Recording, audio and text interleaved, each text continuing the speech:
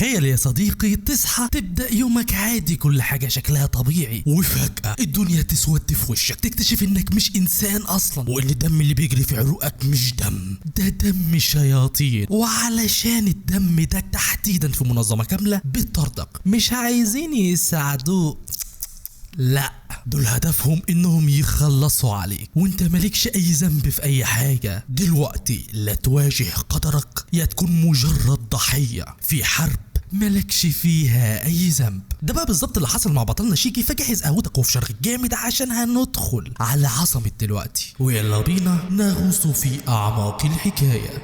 وبتبدأ حكايتنا في مكان مجهول، بنشوف راجل عليه علامات القلق بيكلم شخص واضح انه السيمباي بتاعه، بيقول له بصدمة ان اللي بيعمله ده خطر، وانه لازم يتخلص من الطفل اللي في ايده دلوقتي وحالا قبل ما يفوت الاوان ويندم على ما فعله. الراجل اللي ماسك الولد ده بيكون باين عليه انه مضطر يعمل كده، هو بيقول له بنبرة اسف انه لازم يمشي، وانه متأكد انه قراره ده هو القرار الصحيح. وبعدها بننتقل للحاضر، بتشوف بطل قصتنا اللي اسمه شيكي قاعد في متجر للمشروبات بيشتغل فيه، ماسك موبايله وبيتكلم في التليفون مع صاحبه. المتجر ده مش عادي يا صديقي، ده مليان صناديق مشروبات، وعلى الحيطان مترصص اسلحه كانه معرض للبيع. شيكي بيكون باين عليه انه في مشكله كبيره، بيبلغ صاحبه اللي بيكلمه انه تم طرده من المدرسه، وبيساله اذا كان الخبر ده وصل له ولا لا، وبيوضح انه شايف ان الموضوع ده مضحك ومش فارقه معاه. الشخص اللي بيكلمه بيكون قلقان عليه، لكن شيكي بيرد ببرود وبيقول له انه اصلا ما كانش طايق حد في المدرسه وخصوصا المدرسين، وبيختم كلامه بانه ما كانش طايقه هو كمان، وبيقفل في وشه. وبعد ما بيقفل بنشوف ان في الحقيقه بيكون متضايق انه تم طرده ومش عارف هيعمل ايه، ولسه بيفكر. بيتفاجئ بالباب بتاع المتجر وهو بيتفتح بقوه، بيدخل منه راجل كبير في السن لابس زي ياباني تقليدي، وبيبص لشيكي بغضب وبيساله عن ايه هو الكلام اللي سمعه بخصوص طرده من المدرسه وازاي ده يحصل، وبينده عليه بالغبي وبينزل على وشه بالبوكس. بنعرف ان الشخص ده بيكون والده اللي اسمه تسويوشي، اللي بيطلب منه يوضح له ايه اللي حصل. شيكي بيرد عليه بغضب وبيقول له انه يخرس ومش فاهم ايه المشكله يعني في انه يطرد. ابوه بيتضايق من طريقه كلامه، بيقول له ازاي يكلم ابوه بالاسلوب ده، لكن بيلفت نظره شكل المتجر اللي المفروض انه متجر بيع مشروبات، لكن شيكي ملاه بالاسلحه. بيساله ايه كل ده، ايه اللي بتعمله ده، وبيفكروا انهم بيبيعوا مشروبات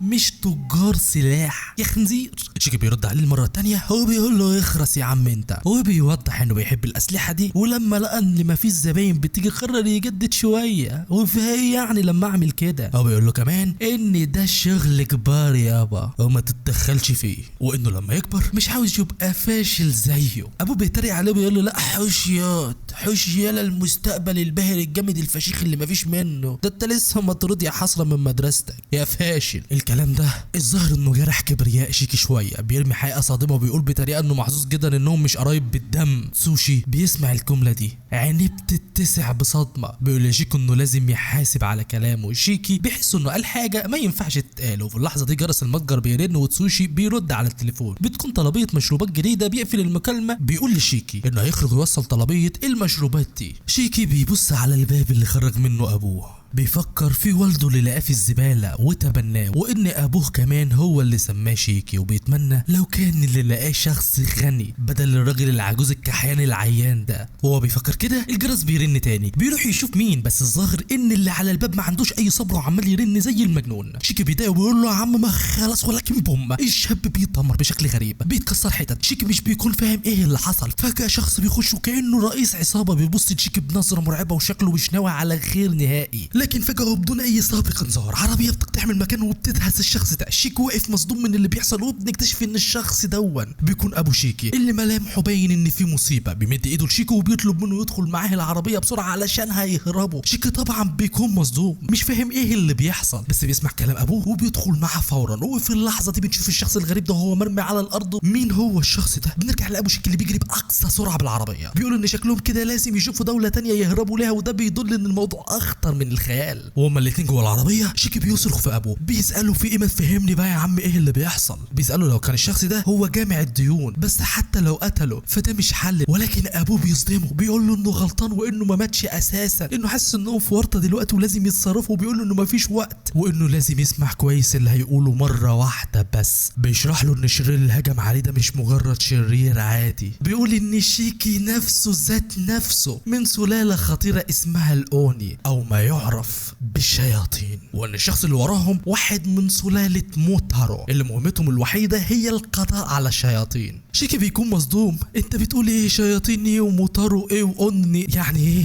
الواد واضح انه دخل في صدمة وجودية، وشيكي في صدمته. الراجل الغريب ده بيهجم عليه من فوق العربية اللي بتتعرض لتحطم كبير وبتتحول لكتلة من الخردة، وبسبب ده بتدخل في واحدة من المنشآت وبتتدمر. بيطلع شيكي هو وابوه من العربية دايخين ومش قادرين يعملوا اي حاجة. شيكي لسه هيستوعب هو فين، بيلاقي نفسه متسلسل بشكل غريب بتقنية غريبة ومش قادر يتحرك. بنشوف الشخص الغريب ده بيكون مصدوم ان الشخص ده لسه عايش. الشخص الغريب ده واللي بالمناسبة اسمه سامايداري بيبدأ يتكلم اخيرا وبيبص لشيكي وهو محبوس في شبكته اللزجة، وبيقول له ان شيكي مجرد شخص من سلالة الشياطين، مجرد وباء على البشرية. هو بيوضح انه قاعدته في وكالة الموتارو مهمته هي القضاء على الأوبئة دي. وهنا بيبدأ تسوشي ابو شيكي يحكي لشيكي ويوضح له الحكاية من البداية. وبيبدأ يحكي ان الموموتارو اللي كل الناس كانت فاكراه قصة خيالية هي في الحقيقة واقع، وان من آلاف السنين ولحد دلوقتي الموموتارو والشياطين في حرب مع بعض. وفي آخر كام سنة الموموتارو اتجمعوا وأنشأوا منظمة الموموتارو،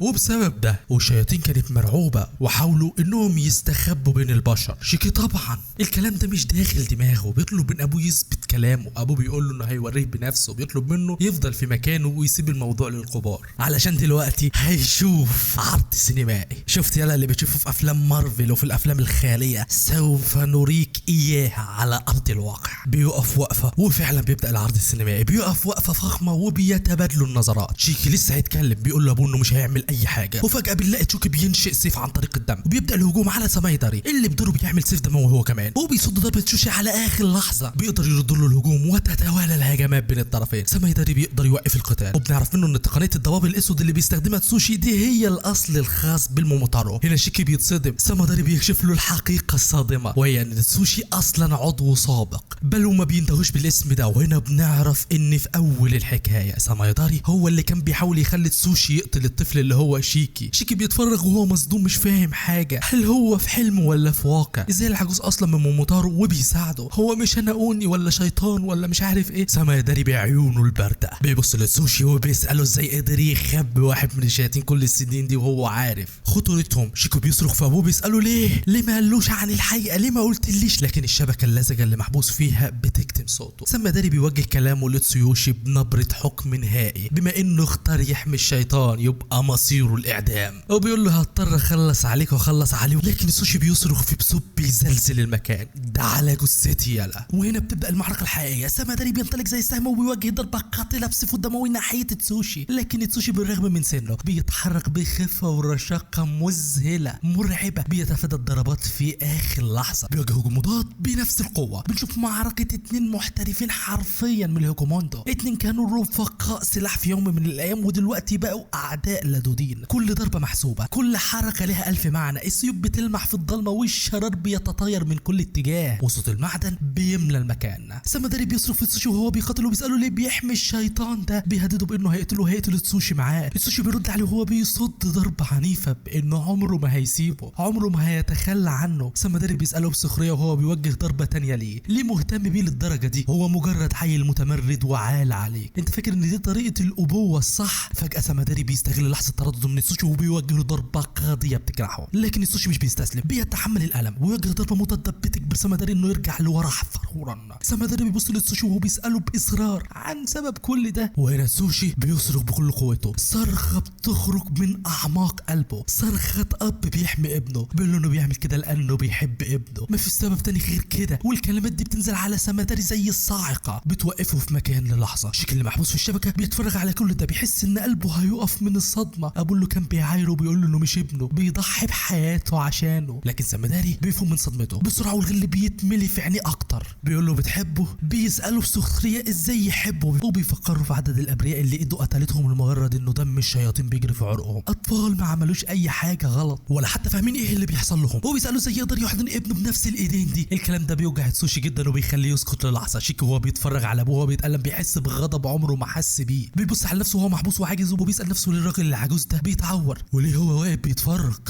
ومش عامل اي حاجه. بيقول على نفسه انه مجرد قطعه قمامه ضعيفه مش قادره تعمل اي حاجه، وانه كان دايما بيقول انه مش عاوز يبقى زي ابوه، لكن دلوقتي كل اللي بيفكر فيه هو انه لازم يقتل سمدري عشان بيئس ابوه. الغضب بيتحول لقوه، بنشوف عروق بتظهر في وش شيكي، عيني بتبدا تلمع باللون الاحمر، ايوه قرنين سودين بيبداوا ينمو. اخيرا هتظهر القوه. يالا بيصرخ صرخه بتزلزل المكان كله، صرخه شيطان صحي من سباته. بيتوعد سمدري بانه هيقطعوا حتت. الشبكه اللزجه اللي كانت محبوسه بتتقطع وبتدب من قوه دمه اللي تحول لسلاح. سمدري بيتفاجئ بالقوه دي وبيقول ان الشيطان صحي. شيكي بينطلق بقوته ناحيه سمدري ودمه بيتحول لمسدس، ورشاشات بتطلق نار على سمدري بدون توقف. سمدري بيتفادى الطلقات ببراعه وبيقول لنفسه ان الشيطان بيخافوا منهم عشان قدرتهم على التحكم في دمهم، لكن مش ده اللي بيخليهم مرعوبين بجد. بنشوف شيكي هو بيفقد السيطره على نفسه تماما، اتحول لوحش، وحش من الدم والاسلحه، كتله من الوحشيه والدمار. لما بيفقدوا السيطره على نفسهم بيتحولوا للهيئه الوحشيه نفسها. شيكي بيهجم على سمدري بجنون، لكن سمدري بيكون اهدى واكتر خبره، بيتفادى هجوم شيكي. دي مش اول مره يلا واجه الناس شبهك ياض. شيكي بيقع وسط الانقاض والتحول بتاعه بيبدا يخسف ودمه بيرجع تاني لطبيعته، وبيحس بالم فظيع بدراعه. وهو بيكتشف ان التحول ده سبب له الم وخساره في ذاكرته وتغيرات جسديه مرعبه. سمدري بيقرب منه وبيقول له ان الموت هو اللي هيريحه من كل المشاعر دي. بيستعد عشان يوجه له الضربه القاضيه، لكن في اللحظه الاخيره ايوه يا جماعه الاب سوشي بيقف قدام شيكو بيحاول يحمي بجسمه. سمدري بيطعن سوشي في بطنه طعنه قاتله. بنشوف الدم وهو بينفجر في ظهر سوشي، والوقت كانه بيقف. سوشي بيقع على الارض وهو بينزف. سمدري بيبص له ببرود وبيقول له انه عمره ما بطل يواجه الموت حتى بعد ما تسوشي ساب المنظمه، وبيساله اذا كان فاكر بجد انه هيقدر يقف في وشه. سمدري بيقع هو كمان على ركبه من التعب والاصابات، وبيسال السوشي بسخريه اذا كان لسه شايف ان قراره كان صح بعد ما شاف الوحش ده. سوشي بيبص له بابتسامه خفيفه وهو بينزف وبيقول له انه يقدر يقول ان شيكي خلاه سعيد. في اللحظه دي بنسمع صوت هليكوبتر بتقرب. سمدري بيبص لفوق وبيشوفها وبيفهم ان ده هو الوقت علشان يمشي. بيشوف الدم بيبدا يحاوطه. شيكي بيحاول يقوم ويجري ناحيته عشان ينتقم لابوه، لكن بيكون خلاص قد فات الاوان. الدوامه الدمويه بتحاول سمدري بالكامل وبيختفي كانه اتبخر. شيكي بيحس بالعجز والغضب لكنه بيطنش موضوع الانتقام، كل همه انه ينقذ ابوه. بيجري على السوشي وبيحاول يوقفه وهو بينزف وبيقول له انه لازم يجيب عربيه اسعاف فورا، لكن السوشي بيهز راسه بيقول شيكي انه ما يتعبش نفسه، انه خلاص وقته قد حان، وانهم على الاقل لازم يتكلموا مكالمه اخيره تليق باب وبابنه. بيعتذر لشيكي انه خبى عليه الحقيقه كل السنين دي، وبيقول له انه ما كانش قادر يقول لابنه العظيم انه سيلاقى بالاعدام لمجرد ان دمه دم الشياطين. وانا يا صديقه وضح لك ان قصدهم بالشياطين هم مصاصي الدماء او حاجات زي كده، مش الشياطين بتاعتنا والعياذ بالله. لازم يا صديقي نفرق، لان اليابان عندهم اي حاجه عباره عن شياطين. بيمسك اتشيكي وبيوصيه انه لازم يبقى قوي كفايه عشان يهزم كل افراد الموموتارو، قوي كفايه عشان يحمي اي حد ممكن يقف في طريق سعادته. بيطلب منه وعد رجوله انه يعمل كده. شيكي بيتاثر جدا لابعد الحدود بالكلام ده، لكن مش بيهمه. بيحاول يسنده عشان ياخده ويوديه لاقرب مستشفى. بيقول له انه يخرس، مش عاوز اسمع اي كلام فاضي، لازم انقذك دلوقتي، مش هتموت. واللي هو كمان مش هيستسلم، وان هما الاتنين هيفضلوا يتكلموا مع بعض في المستقبل، مش دي اخر مكالمه بينا. وهنا سوشي بيتاثر جدا بالكلام ده. بيشوف صورة ابنه في دماغه وهو صغير وبيجري عليه وبيحضنه. بيبتسم ابتسامته الأخيرة. بيقول لشيكي إنه هيبقى شيء جميل لو قدرت الشياطين والموموتارو يتعايشوا مع بعض في سلام. وبعدها راسه بتقع على جنب وعينيه بتفقد لمعتها، ودي الحقيقة المرة. أبوه مات بين إيديه. شيكي بيحس ببرود جسم أبوه ومش بيصدق اللي حصل ولا حتى قادر يستوعبه. بيهز أبوه بيترجاه يقوم وبيصرخ لا ما ينفعش ما ينفعش تموت دلوقتي، أنا لسه ما قلتش إني آسف. بيبدأ يصرخ وهو بيبكي وبيقول له إنه آسف عشان قال له إنه فرحان إنه مش قريب بالدم. بيقول يا ريتني كنت قريبك. بيترجاه يقوم عشان يسمع اعتذاره على الأقل. بيقول له إنه لو قام هيخليه يتريق عليه، بس يقوم يعمل اللي هو عاوزه. أنا عاق فاشل زبالة معفن ماليش اي 30 لازمة، هستحمل كل الكلام ده. بيقول بألم وندم رد عليا يابا. لكن لا حياة لمن تنادي، خلاص لقد مات، ومن يموت لا يعود يا شيكي. ومفيش غير صوت بكاء شيكي اللي بيتردد وسط الانقاض. بيحضن جثة ابوه وهو منهار تماما. بيقول انا خسرت كل حاجة في لحظة. وفجأة وسط الحزن والانهيار ده شخص غريب بيظهر ورا شيكي. الشخص الغريب ده بيكون ماسك ورقة وبيعمل تقييم. بيكتب في الورقة اسم شيكي، والغريب اكتر انه بينقص درجة من درجات شيكي علشان بيسمح للخصوم انهم يتسللوا وراه بسهولة. بيقول له انه امله خافي وان التقييم ملوش لازمة. انت بتقول ايه يا عم انت؟ يخرب بيتك الراجل لسه ابوه ميت، تقييمه وبتنجني على ام دماغك. وهنا هيظهر لك الجزء الثاني يا صديقي، او انمي جبار يمكن يعجبك، جرب تشوفه يا صديقي مش هتخسر حاجه. سبحان الله وبحمده، سبحان الله العظيم. سلام.